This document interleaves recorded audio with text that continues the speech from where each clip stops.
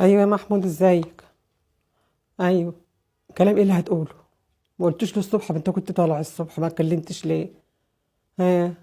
ايه؟ انا مقصره معاك ومع العيال ومع البيت.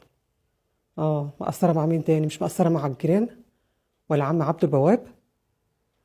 طيب. افتكرت ان انا مقصره امتى؟ وعايز تتجوز؟ اه حقك. اه، طالما انا مقصره كده من حقك طبعا، امال ايه؟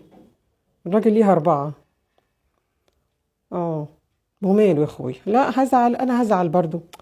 انت عارفني، طيبة طول عمري، ماليش في المشاكل. بقول لك، انا في قايمة عندي ببص فيها دلوقتي، لقيت فيها 120 جرام ذهب.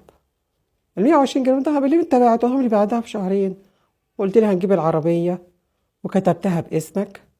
اه، فاكرهم؟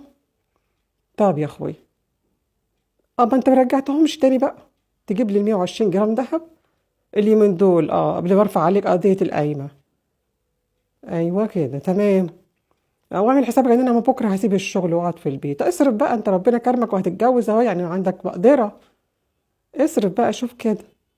وهتقسم الجواز بينا ازاي؟ تديها يوم؟ لا يا اخويا، لا معقوله. اديها 3 ايام ولا 3 ايام، انا موافقه. تاخدك 3 ايام وماله. تاخدك بصباحك بريحتك بغسيلك. وخد معاك العيال بالمره. روقوني شويه كده، من حق ان انا اعيش شويه مع بعض نفسي كده. امم. لا طبعا انا زعلانه. انت بتزعلني؟ عمرك ما زعلتني.